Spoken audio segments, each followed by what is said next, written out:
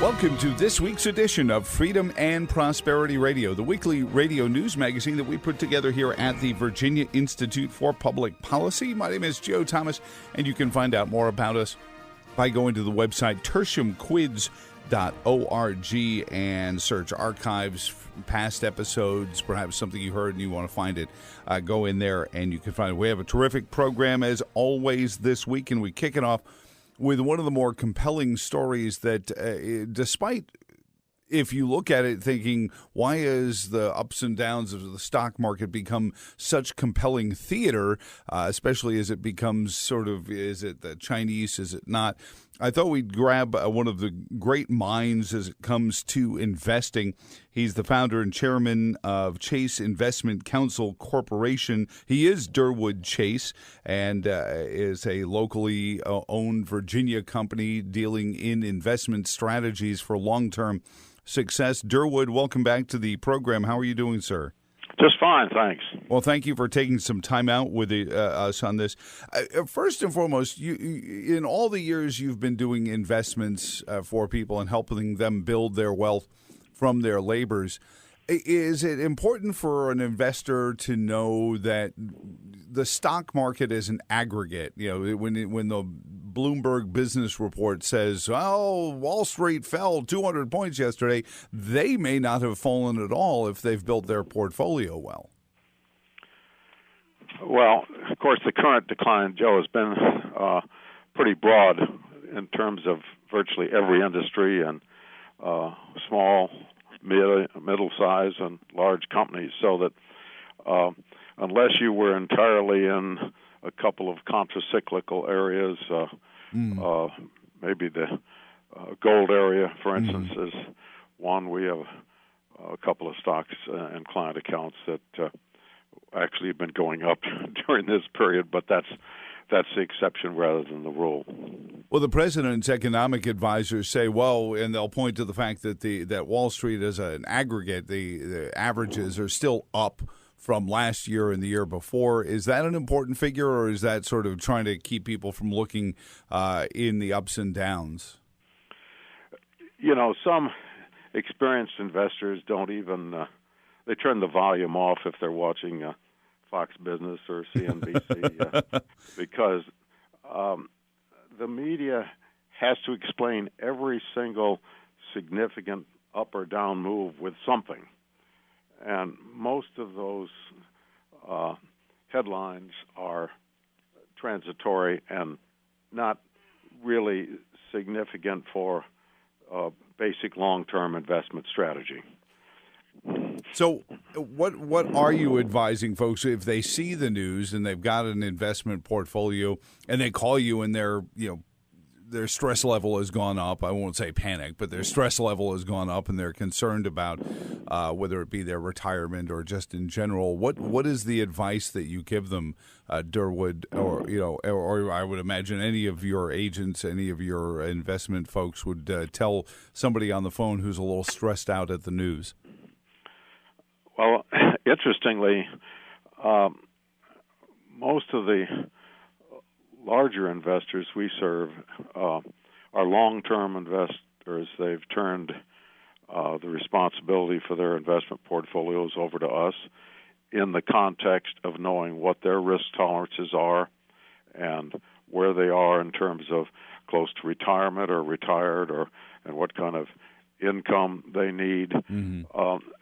So they're not really bothering us as I remember for a short time I was in the brokerage business many years ago when I was still in the Air Force part-time. And in that environment, yes, we were getting a lot of calls, but we rarely get a call from a client.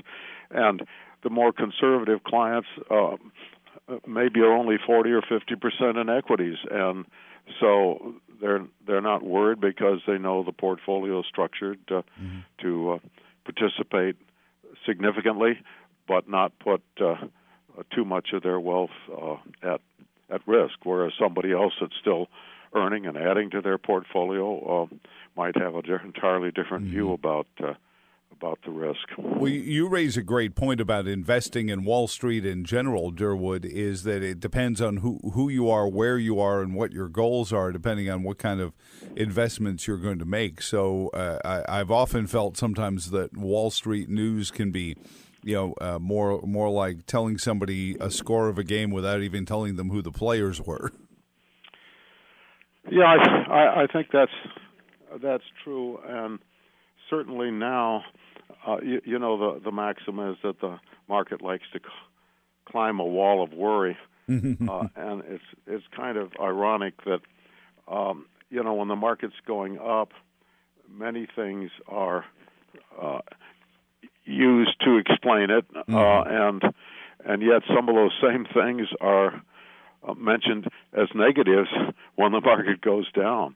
So it's just you have to weed out that static, and in the context of what your situation is, a particular individual or family, figure out how aggressive you want to be, and whether you're a long-term investor and you don't need to encroach on those retirement funds for many years, or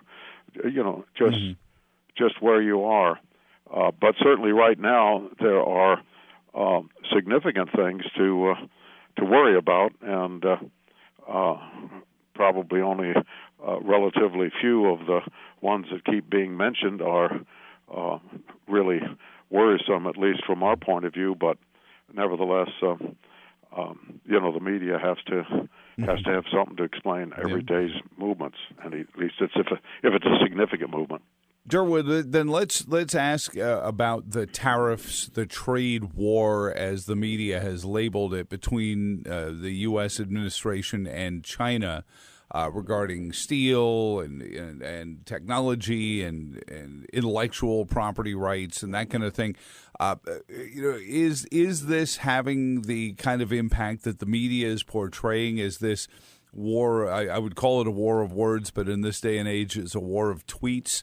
Impacting the buying and selling on the exchange that much? Well, it certainly is, and it particularly does so when people are worried, and you have one down day after another, and I think that is certainly one of the significant negatives. It's ironic in a way, because this is the first president that's been willing to call a spade in terms of the Chinese conduct of stealing trade secrets and forcing companies to jump through all sorts of hoops or not allow them to come to China at all. Right. And but in the overall our overall economy, trade is not anywhere as near as significant for us as it is for a country like China, because we've got such a large consumer. I guess everybody knows about our economy is roughly 2/3 our own consumers. Right, and we're buying our own manufacturing goods and importing the rest. So the issue with the tariffs as a bargaining chip to bring the Chinese to the table, I get the political point of it, the negotiative point of it, and how much of it has had a negative impact on our marketplaces, Derwood? The stocks certainly seem to go up and down every time the word tariff is mentioned. How much of it is real, and how much of it is just fear of a word? Well, I think it's very real for two reasons.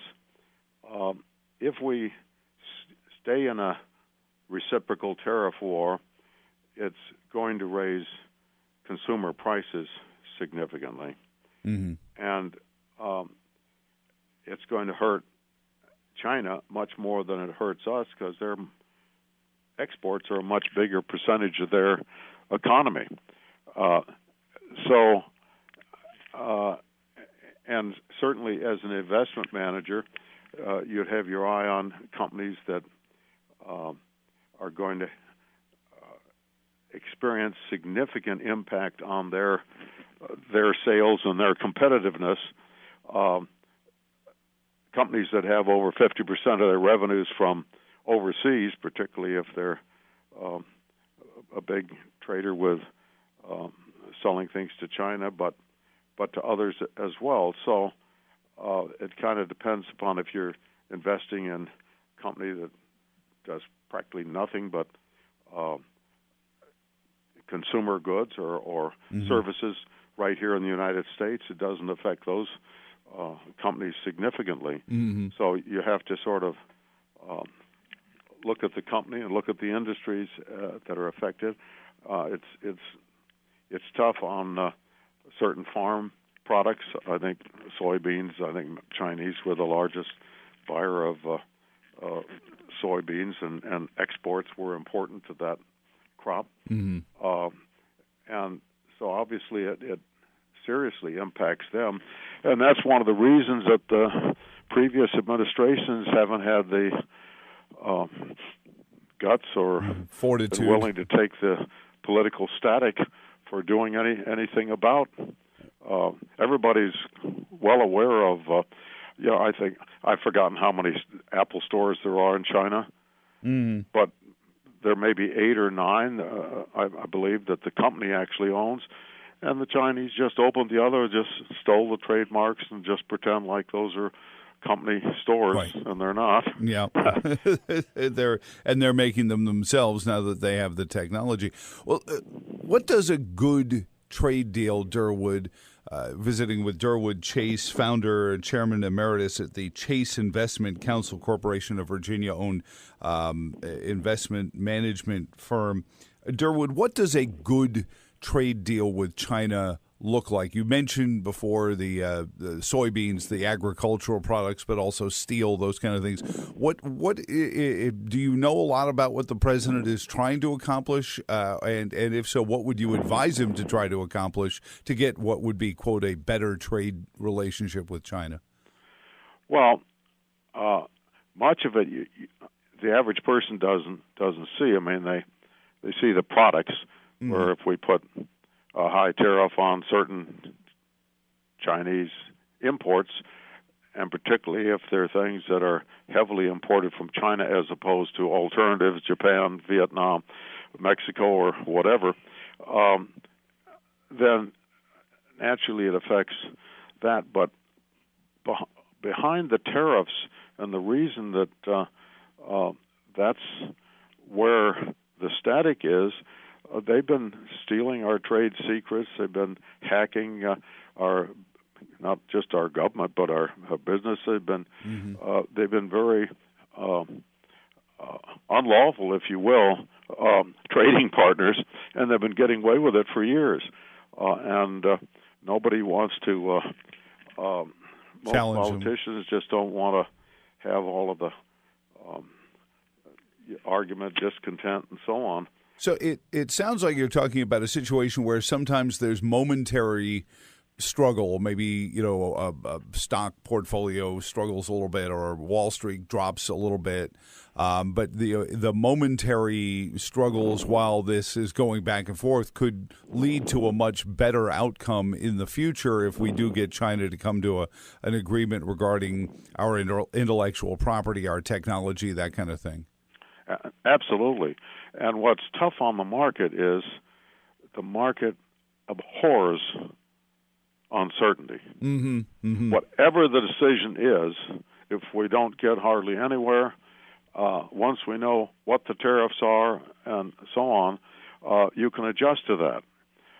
If the tariffs are high on certain products from China, many of them are available elsewhere. You just have to find them and and that means disruption and so forth. It's not necessarily going to affect you that much long term, but certainly in the short term, it's going to affect the consumer with higher prices.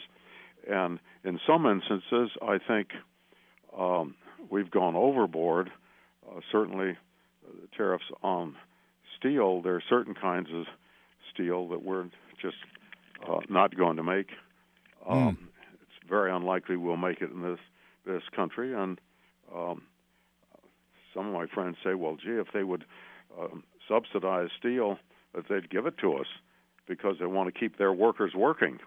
Yes, it might put some steel workers out of work, but it saves a lot of money for all the consumers that are using every product that has any steel in it. Yeah, and I think that's people forget the balancing act of trade policy, but also labor policy, and we too often the political ones will only talk about trade policy and pander to labor policy, and I think one tends to unbalance the other. Just from my viewpoint, over 30 years of doing this, Derwood. And as somebody who looks at the investment in the companies, that is something you have to look at, isn't it? It's not just trade policy; it's labor, it's environmental policies, other regulatory structures that impact businesses. Yeah, the unintended consequences of a lot of rules and regulations and so on are just nobody. They think of the tariff, but they don't think of the unintended consequences of that tariff in both directions. But obviously the Chinese have a lot more to lose. But you're dealing with a country where the head of it is virtually there for life. So all he figures he has to do is wait out the current administration and make a much more favorable deal with the next administration. And I noticed some of the American entrepreneurs there. I think there was an article in the Wall Street Journal recently about some of the entrepreneurs deciding it's just their rules and regulations are too erratic. I know I was at a meeting. I'm certainly not any expert on trade policy particularly, but there was a guy that was, I believe it was with Microsoft, but it doesn't make much difference what the name of the company was. Checked out all the rules and regulations in China and got the proper licenses and everything. And the Chinese were very welcoming in terms of I think it was a $200 million plant that they built.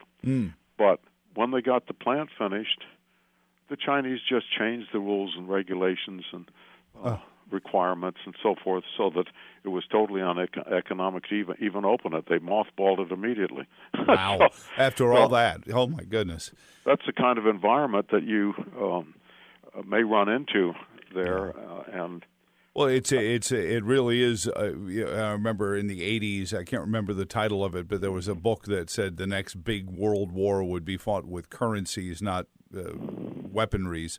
And maybe what we're seeing a little bit here, Derwood, is sort of a battle of superpowers economically rather than soldiers on a battlefield or even a proxy war. Yeah, and when you get into the cybersecurity aspects, or in the future, if cryptocurrencies are an important part of the future right now, I think the Chinese control about 90% of all the mining of bitcoins and what have you. So I had read that. Yeah, it's there's some very treacherous areas there. A couple of points I think are important to mention, Joe. Okay. The typical bull market. In the last maybe 12, 15, 16 months, invariably has, whether it's a bull market that lasts 3 or 4 years, or in this case 9 years, they normally end with some overly optimistic, euphoric speculations and so on. But along the way, for instance, if you look at the bull market that ended, I guess it was March or April, maybe it was early in year 2000. If you look at the last 16, 15 months there were 3 10% corrections. Then there was a 13% correction. This is while it was going up sort of modestly. And then it started going up really fast near that last 16 months, and there was another 10% correction. There was another 8% correction, and finally, about 1,000 points higher. And back in those days, you're talking about going from 3,500 to 4,500. Yeah, it's a lot more than it is now, percentage-wise. Yeah, percentage-wise, it was much greater. But in any case, so if you want to stay the course as a long-term investor, you have one point of view. If you're trying to trade the market, which is awfully difficult, my father, who was one of the first investment counsels in Chicago years ago, used to say, well, you're probably going to miss a third of the top and a third of the bottom, so unless you've got a really significant correction, 20 or 30%, you really there are very, very few people that would be fortunate enough to be able to get in and out of one of these 10, 12, 15% corrections and back in. People that get out near the top of one of them usually don't get back in and miss the last rise. So let me ask you one last thing on cybersecurity, and in an odd way, I was reading a little bit in the corrections of the last couple of weeks that by saying certain things in the media and through Twitter, China was able to trigger one of the sell-offs. And I don't know how much, because the media reports didn't give a lot of details into how it happened. Maybe they didn't want to.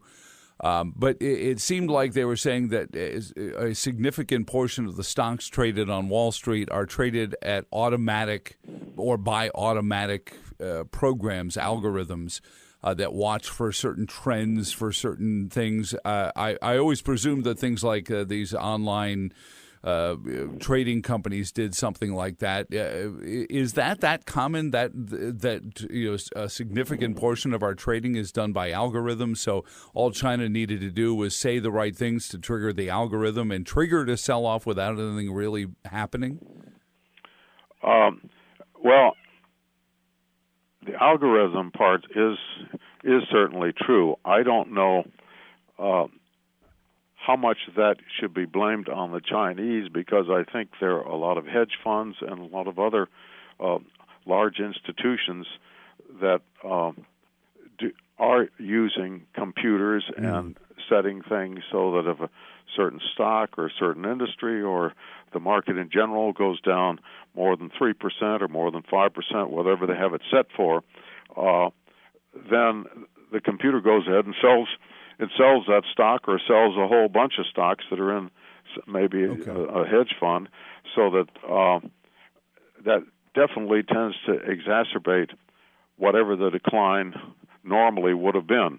I see. I haven't personally heard that the Chinese were responsible for anywhere near as much of that in our markets as various hedge funds and other institutions, our own institutions, would be blamed for that. Okay, well, it was an interesting story that I thought would, you talk about manipulating elections with with one kind of news cycle story. It seemed this one didn't get a lot of play, and I'm glad. Thank you for clearing it up for us. Derwood Chase is the founder and chairman emeritus of the Chase Investment Counsel Corporation, a Virginia investment advisory firm, independent, and you can find them at ChaseINV.com.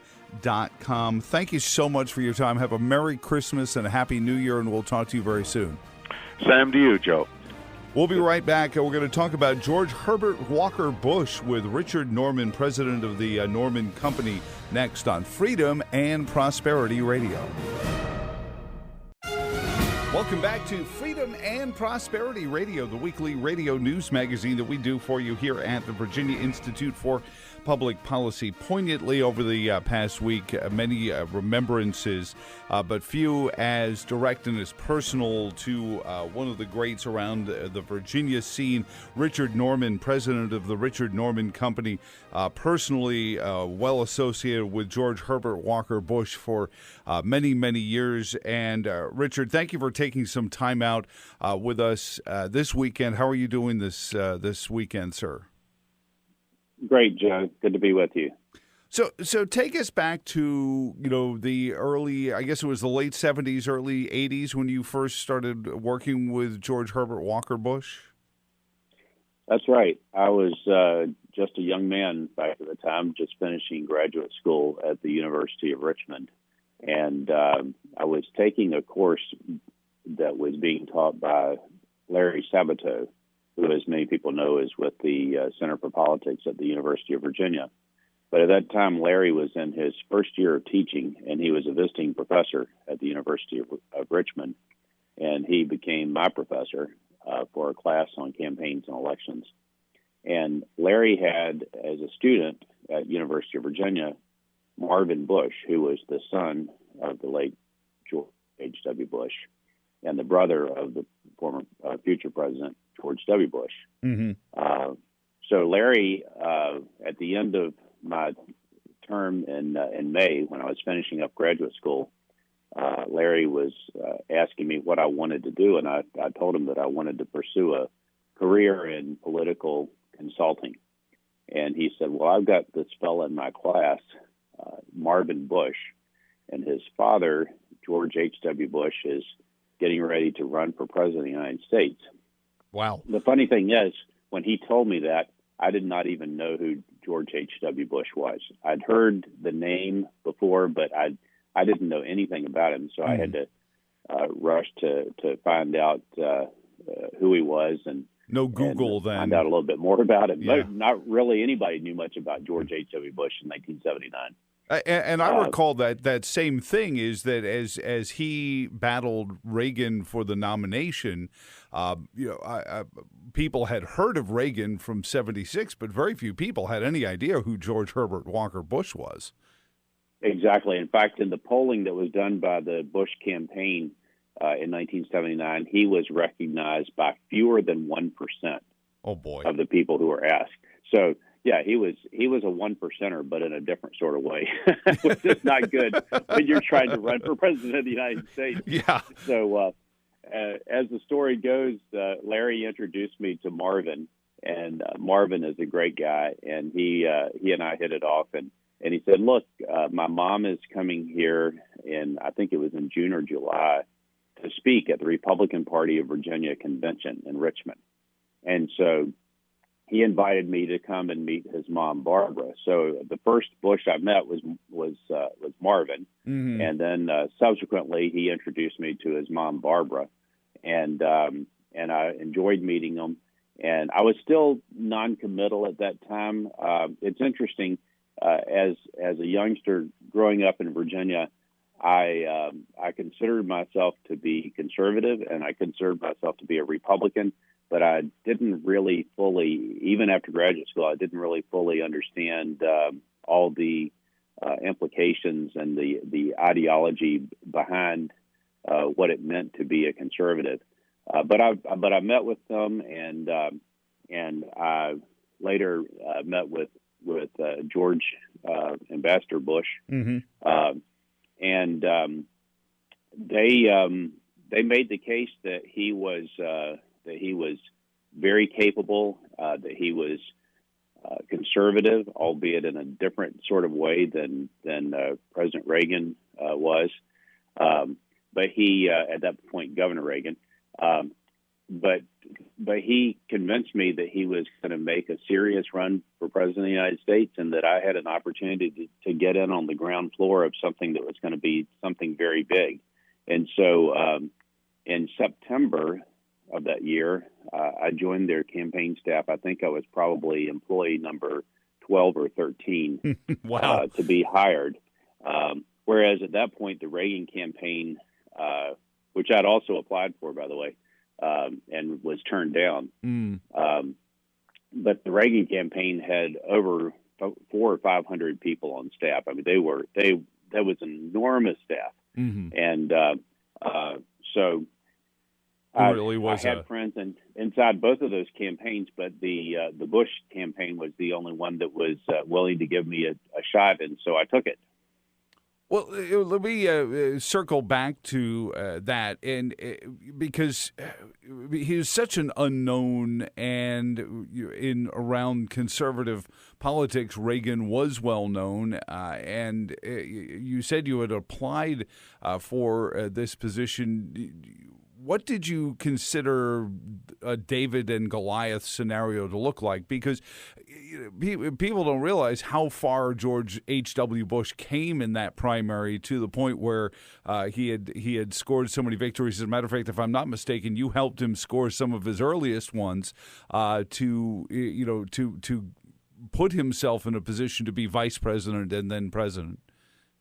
Right, and it was a David and Goliath story. He convinced me, and his team convinced me, that they had a plan that they could make this thing work by winning in Iowa.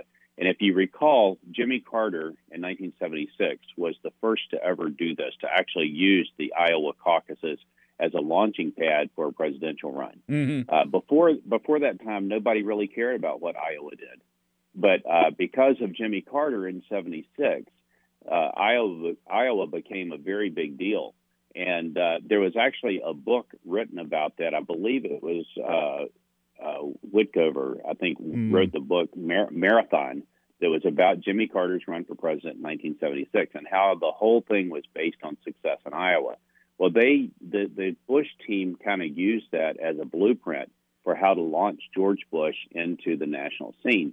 So he goes out to Iowa at 1% in the polls, and not much better off in Iowa than he was nationally. But he started creeping up. They started a campaign staff there in May or June. The first offices opened.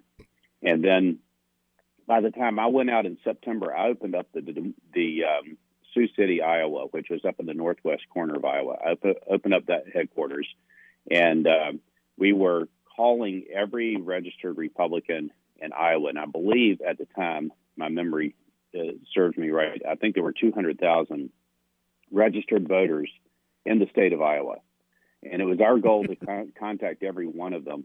And so we did. This was back in the days where you actually called people off of a list, a printed list, mm-hmm. and you dialed the number with the dial telephone. Yeah, it took a while. That was a big deal. To call no robocalls.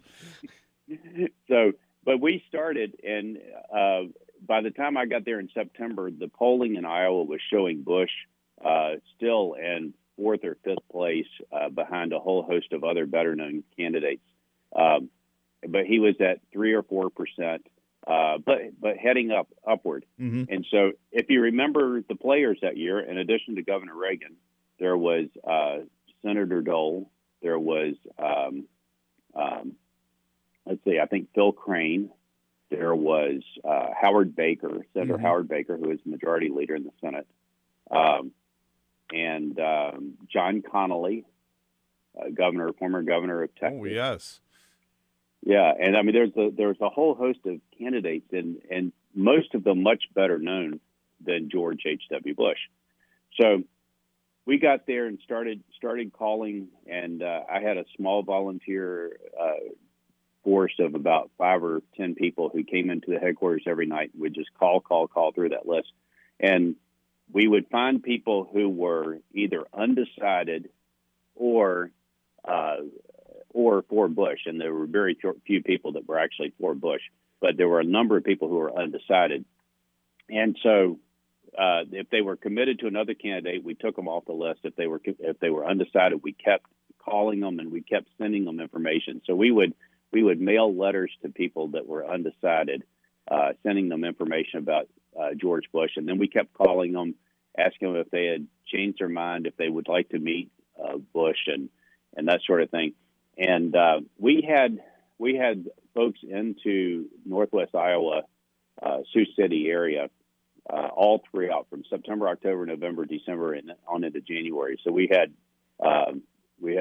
Ambassador Bush in for probably 4 or 5 events. We had Barbara Bush in for 4 or 5 events. We had Neil, the son, another brother, came and lived with me there in Iowa for quite a while. And did a number of events all around the congressional district, and so we did quite a few events during that time to give people the opportunity to meet either Bush himself or one of the family members. And that started to make an impact. Mm-hmm. No other candidate was as prevalent in the state as Bush was. In fact, Reagan only came into the state one time, and that was to speak to the convention, the state convention, and he spoke one time, and that was it. He never came back.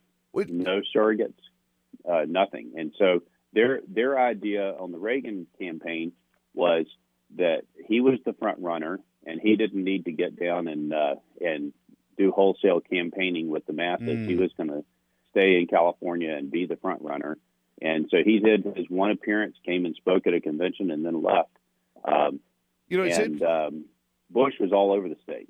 Richard Norman, president of the Richard Norman Company, is on with us. And Richard, working with George Herbert Walker Bush on that first campaign, what you remind me of almost is the way Bob McDonnell won some of the most unusual parts of Virginia when he ran for governor, because his campaign was built around the idea of being in all these towns, even places like Charlottesville, 2 to 3 times a week, with the campaign triangulating, dividing up the state, Bill Bowling here, Ken Cuccinelli there, Bob McDonnell there, the wives, surrogates, certainly in some cases, but mostly it was the candidates hand to hand, and carrying places that haven't been, hasn't gone for a Republican since then. And it strikes me just on a lesson learned level that nothing beats the handshake, nothing beats meeting the voters as much as that in any level of politics, does it? That's right. And, whether it's running for governor or running for president, people want to meet the candidate. And once they meet the candidate, they shake his hand, they look him in the eye, and he answers a question for them. It's hard for them to then walk away and say, no, I don't like that guy, unless they really disagreed with his answer or whatever. Sure, yeah. But they were very well received in Iowa. And by December, we took a break at Christmas, and I came back home to Virginia to spend Christmas with my family. But by December, the polls were really moving, and Bush was in a clear second-place position at about 20%, with Reagan still in first place at about 40%. But you could see that Bush was moving up, and he was moving up quickly, and it was because of all the time and effort that he was spending there. And then by January, we knew that something was about to happen, because polling was showing Bush edging up in the high 20s and Reagan coming down to the low to mid 30s. And so we could track this polling and see that things were really happening. The other thing is that their personal appearances all continued, and as their appearances went, the crowd started building bigger and bigger with all these appearances, and you could just feel that something was about to happen.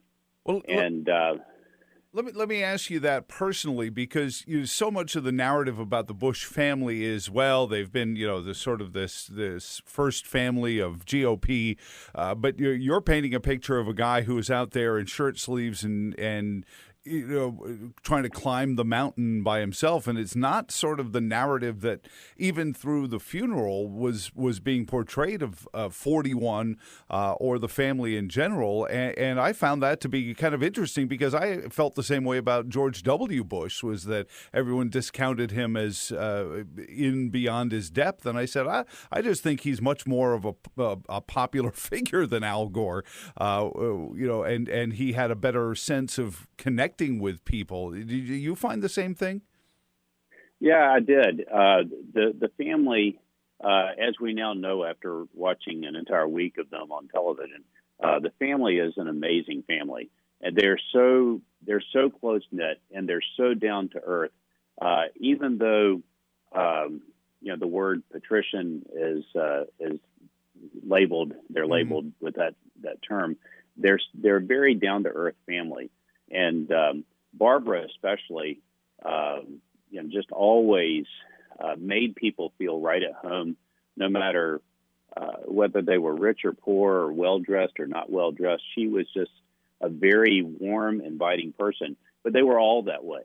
And, when they would go out campaigning and meeting people, they were just, in shirt sleeves, no tie, no coat. Mm-hmm. They were just out meeting people and very much wholesale politics. And let me say just something about the family, because I know a lot of your listeners might be interested to know just the type of family that they were. I've never seen a family that was as close-knit as the Bush family. George and Barbara both called every one of their 5 children every night and talked with them for about 10 or 15 minutes. Wow. And I mean, every single night, even the night of the debate, the presidential debate that was in Des Moines, I was actually with them in their hotel suite that night. Every night they would call the kids and talk with them to see how their day was, just seeing how they were, just checking in. And I was so impressed with that as a young man just getting started in life. Mm-hmm. I couldn't believe it. I mean, I was never that close to my family, to my parents. I would talk to them maybe once a week or every other week, but they called every single night and talked for 10 or 15 minutes. Wow, it sounds like my wife and her family versus my family is very similar to that, and my wife does that with our kids all the time. Yeah. Richard, I have to ask you before we run out of time. Much has been made of the schism between the Bush family and President Trump over style points, but I pointed out to some folks that all those great where Reagan really got rankled on the campaign trail were actually in debates with George Herbert Walker Bush. Voodoo economics was a phrase coined by George H.W. Bush, 41, if you will. The I'm paying for this microphone was in a New Hampshire, I think it was New Hampshire, New England, somewhere. Forum, New Hampshire. Yeah, mm-hmm. Forum where, Reagan felt like George Bush had kind of cornered him out of some microphone time.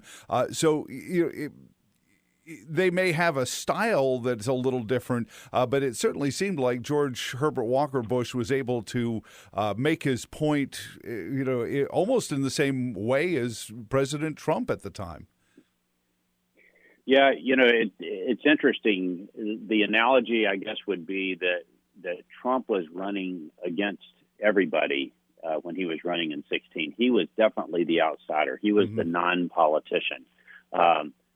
In some ways, George H.W. Bush was running against a lot of people who were a lot more seasoned politicians than he was, even though he had this tremendous resume, having been a member of Congress for a couple of years, being the head of the Republican Party, the ambassador to China, the head of the Central Intelligence Agency. He had this amazing resume, but except for a short stint as a congressman from Houston, he was not really a politician.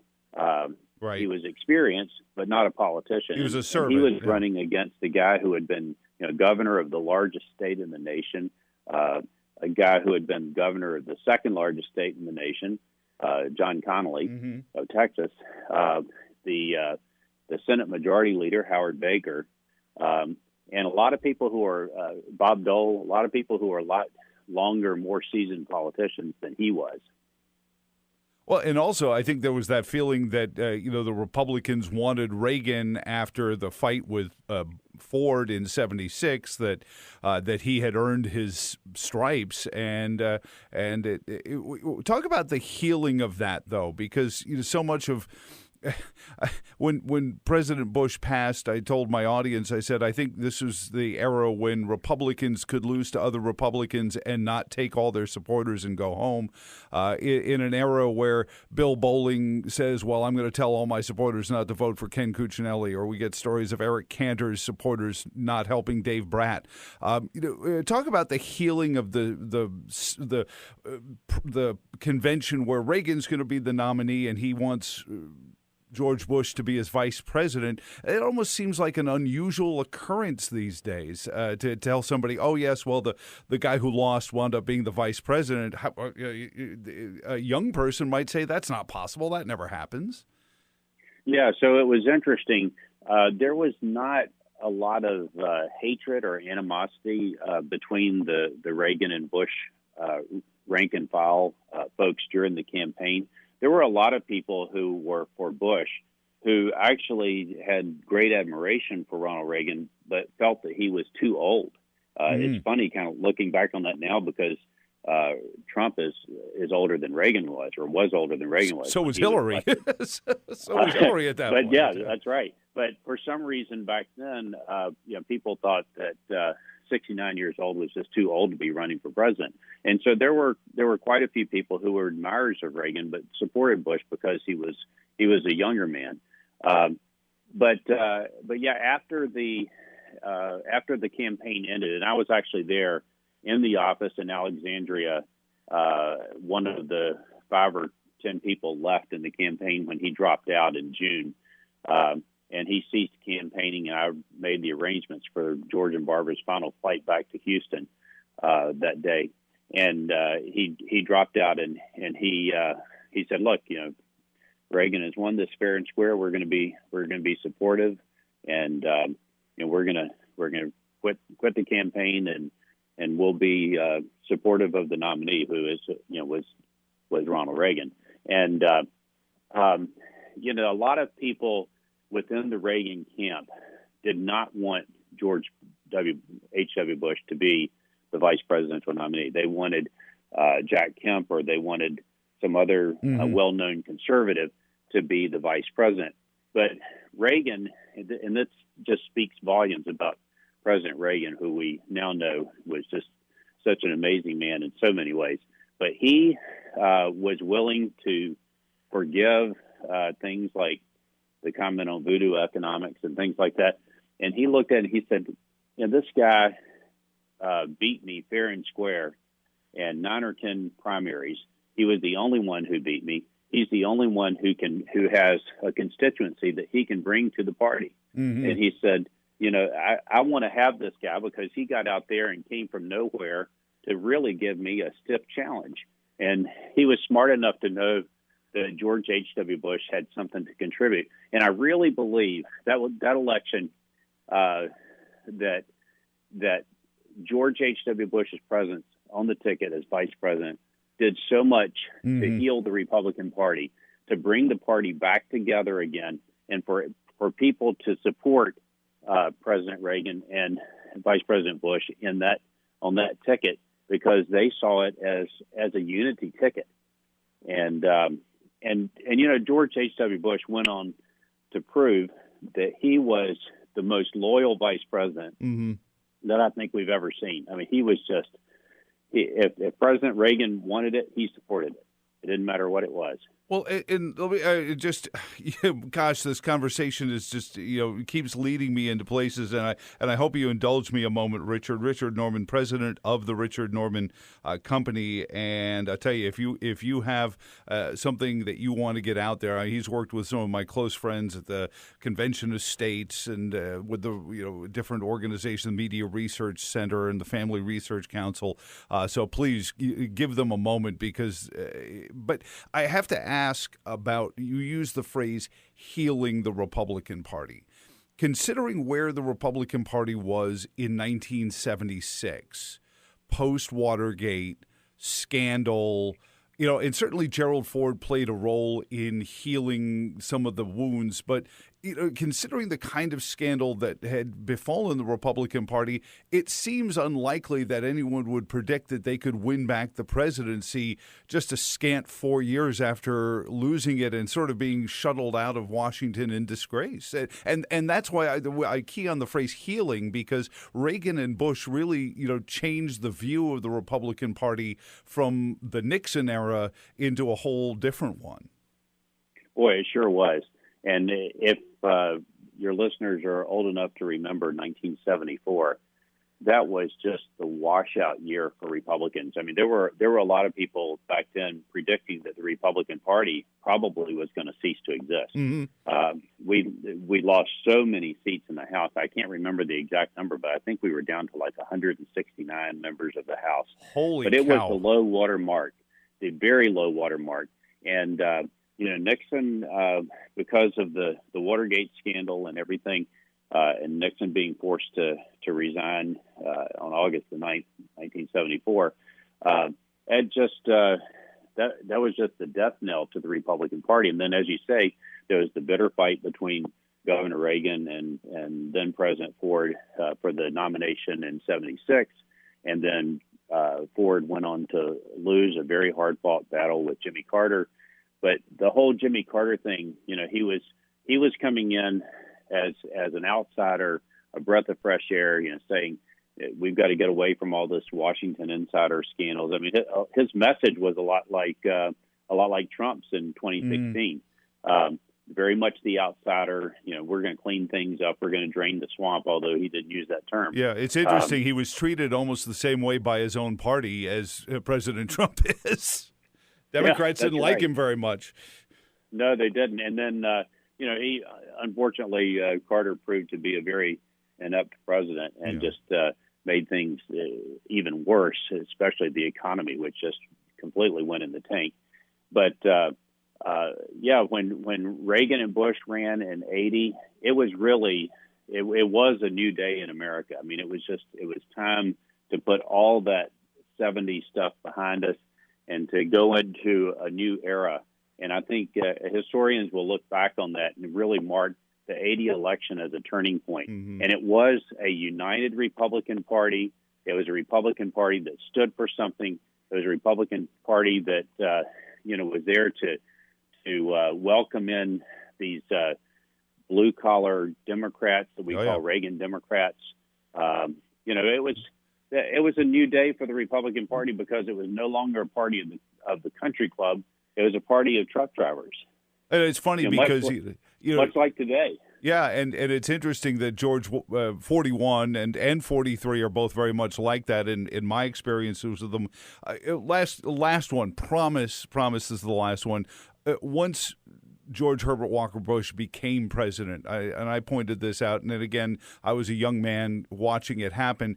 It wasn't necessarily just that the Soviet Union collapsed and we won the Cold War, but I really credit George Herbert Walker Bush for how we won the Cold War. There weren't victory laps. There wasn't, there was, it was like the NFL player that, knocking over, his would-be tackler, then goes back and helps him back up. And the way we won the Cold War was very indicative into the way we won World War II as well. Am I missing that, or am I overstating that, Richard? No, I think you're right on target there, and it was not unlike another Republican president, President Abraham Lincoln, who after the war between the states welcomed the southern states back in with open arms, did not want to punish them, did not want to to make it difficult. He wanted to just heal the country and put it back together again. And so I think that model was probably one that George H.W. Bush looked at and said, this is not a time to punish these people. This is a time to help them and try to make the world a better place by welcoming them back. Well, Richard, I do deeply appreciate your time. I know I've monopolized quite a bit of it here, but thank you for your insights as a young man working on a historical time in American history and a view of it from losing one of our well-remembered now presidents. Do you agree with some of the folks at his eulogy that the history is going to be, extremely generous and kind to George Bush? I think he was called the founding father of the 20th century. I think that they will look fondly upon him. And one thing for young people to remember, I think, and this was not stressed a whole lot by the liberal media, who just hailed his eventual tax increase as one of the great marks of his presidency. I believe that George H.W. Bush would have been reelected again in '92 had he not broken his promise and gone back on his no new taxes pledge. I remember the very spot where I was when it came across the radio that he had decided to go ahead with the tax increase. And I just exploded into fury, and I said, he will never, ever get reelected after this. There's no way. And there was nothing that Lee Atwater or anyone else could have done to gotten him reelected in '92. You cannot base your entire campaign on one single promise and then break that one single promise. True. I mean, that was just the death knell, and it was all over after that. So, he may have believed it was the right thing for the country. I won't second guess him on that. But if he wanted to be a two-term president, that was not the way to do it. So, well, Richard, and you've helped so many folks, make their message heard, and I hope people continue. RichardNorman.com if you're looking for somebody to help you in your campaigns wherever you may be. That's great. It's such a great time catching up with you. I do appreciate it, and you have a wonderful, wonderful weekend. Thank you. Nice talking with you. And thank you all for listening to this week's edition of Freedom and Prosperity Radio. Until next week, for all of us here at the Virginia Institute for Public Policy, my name is Joe Thomas. So long, and thanks for all the fish.